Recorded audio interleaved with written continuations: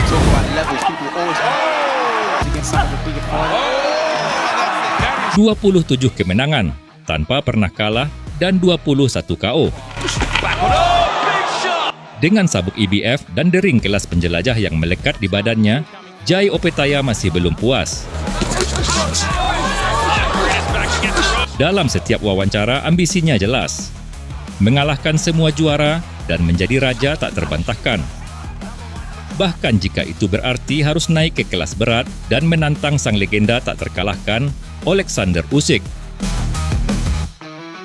Inilah petinju yang belum terkalahkan di kelas penjelajah, yang saat ini sedang jadi pembicaraan penggemar tinju dunia, Jai Opetaia.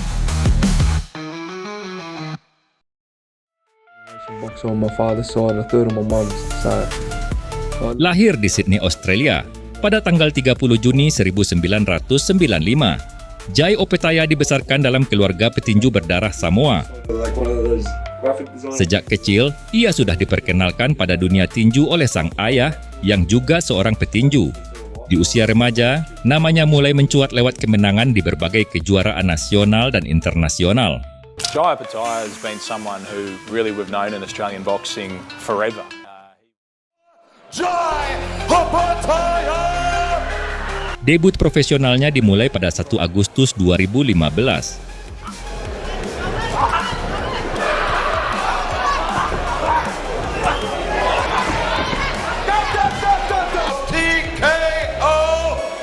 Sejak itu, setiap pertarungan mempertegas reputasinya sebagai calon juara dunia. Satu persatu lawan di ring ditaklukkan. Namun hingga pertarungan ke-18, publik masih mempertanyakan kualitas lawan-lawannya. Semua mulai berubah saat ia menghadapi Mark Flanagan, petinju senegaranya yang lebih berpengalaman.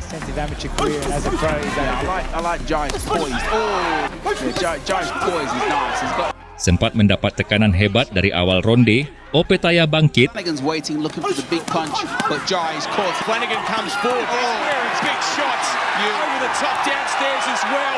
Opetaia opening up. Bring the best out of Opetaia. Flanagan needs to get that head. menjatuhkan Flanagan. Bigger fight. That is a huge number one in Australia. Give it out. Take this fight to close quarters. So much boxing in the media nowadays. You talk about levels, people always. Dan memaksanya menyerah di ronde ke-8. Snatch that maybe straight down the middle. He's sitting in. Mark Flanagan's had enough. Practice the whole round. A very deep discussion in the corner of Mark Flanagan. And that's enough.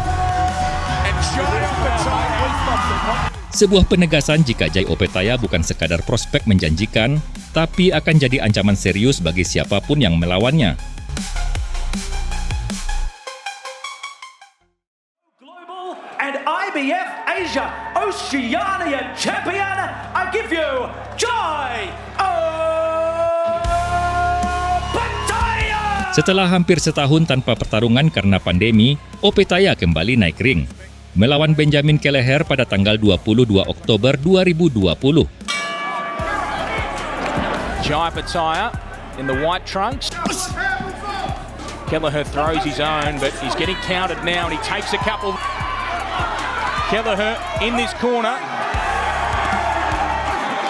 Combination from Opetaia, he gets through. Meski lama tak bertanding, kepercayaan dirinya tidak pudar.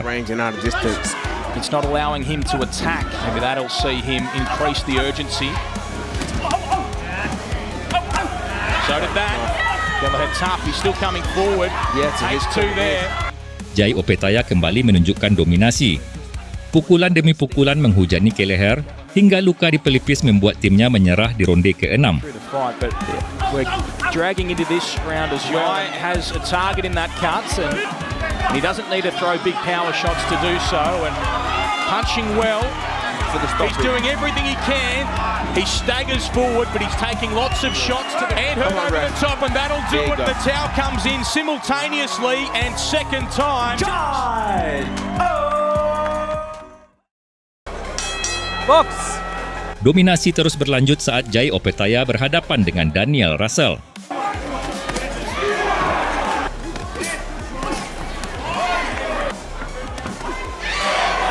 Pertarungan itu hanya berlangsung 3 ronde. Jai Opetaia mendominasi total, membuat Russell berlutut tak berdaya di atas kanvas.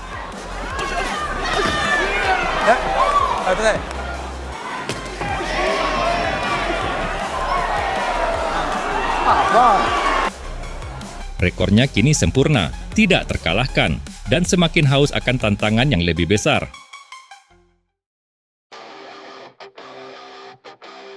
Dan tantangan itu datang pada 2 Juli 2022.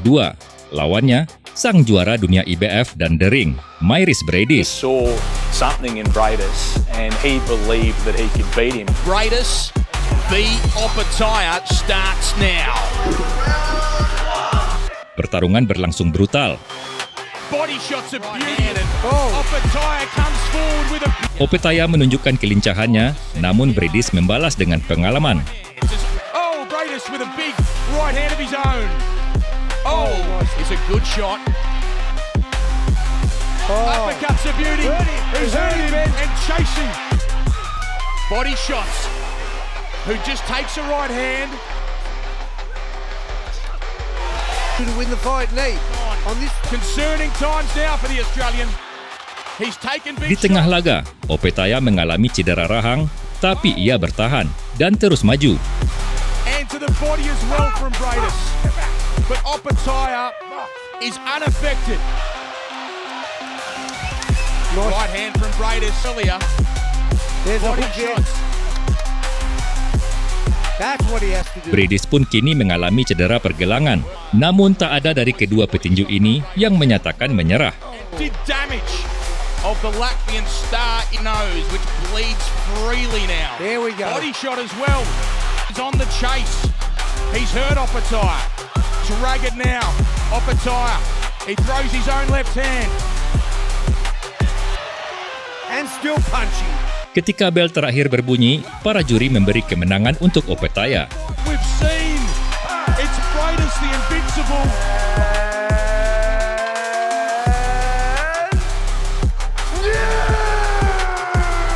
IBF kini resmi punya wajah baru di puncak kelas penjelajah. This week, of course, we Hanya beberapa hari setelah pertarungan, tim Mairis Briedis mengajukan pertarungan ulang. Dan permintaan itu dikabulkan oleh IBF. Namun sayangnya, cedera tangan Briedis membuat pertarungan kedua itu harus ditunda. Sembari menunggu cedera Briedis pulih, IBF pun memerintahkan Opetaia melawan Jordan Thompson. Hasilnya, dominasi total. So the moment has arrived for Jordan Thompson. Especially against Briedis, how easily slides. Darren Parker. Opetaia managing to close the gap between them. The opening round, backs off into his own corner. Goes back.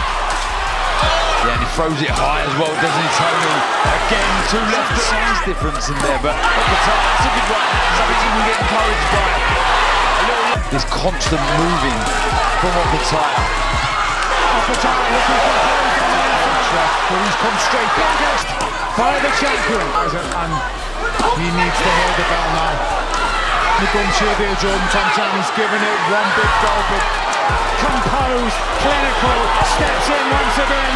Thompson well and good. But Dan laga selesai di ronde keempat. has to produce something here, and he goes again. Referee Howard Foster looks on.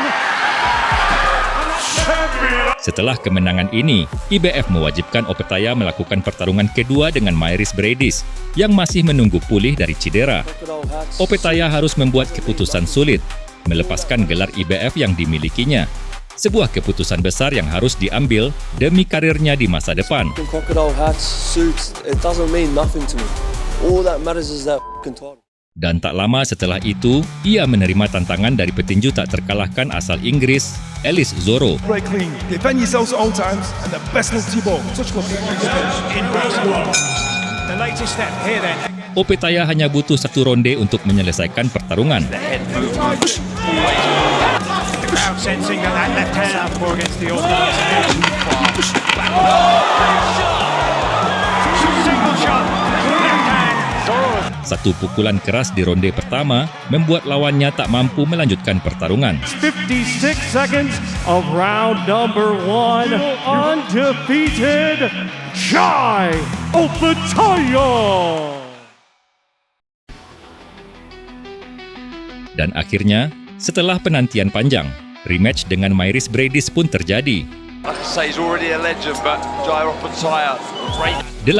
Mei 2024, dan gelar IBF yang kosong kembali dipertaruhkan.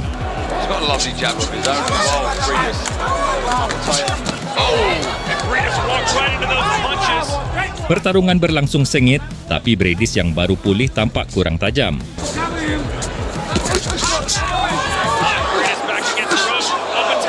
The jab, winning the first fight against Briedis, but also the way he... Opetaia mengendalikan tempo, memimpin skor, dan membuktikan bahwa kemenangan sebelumnya bukan kebetulan. Opetaia now seeing a big bullseye right in front of him. Before he gets close. Look the big cruiserweight. Jai Opetaia. Risking it all in what would maybe be his final.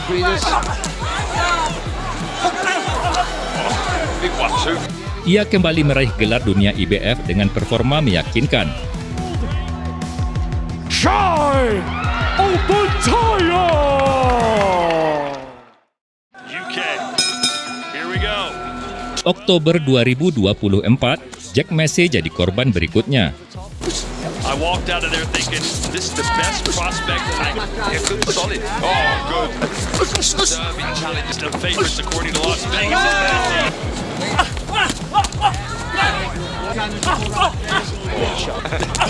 You don't know what Escalade, do you?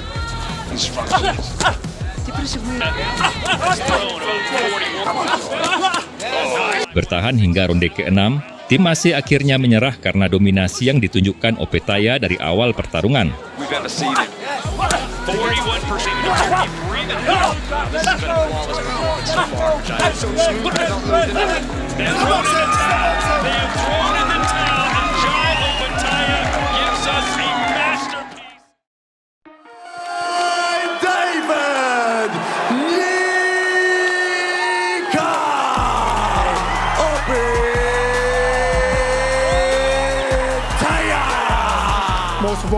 Dan di awal tahun 2025, ia menghadapi petinju berbakat asal Selandia Baru, David Nyika.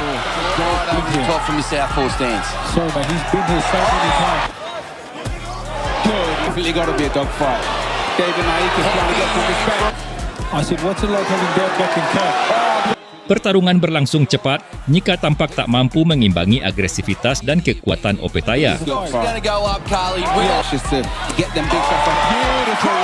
Di ronde keempat, wasit menghentikan pertarungan.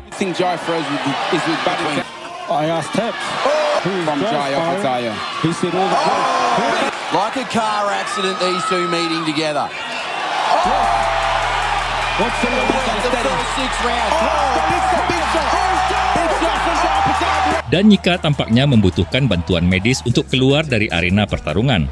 Jai Opetaia.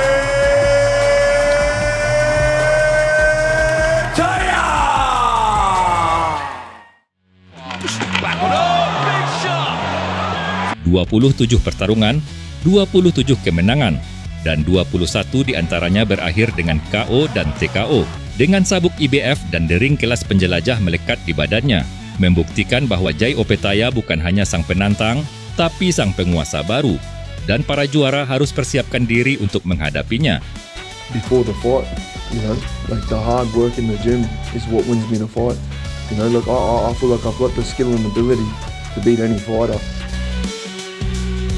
I want to undisputed cruiserweight champion. Then we move up. We can go to bridgeweight, win a world title there.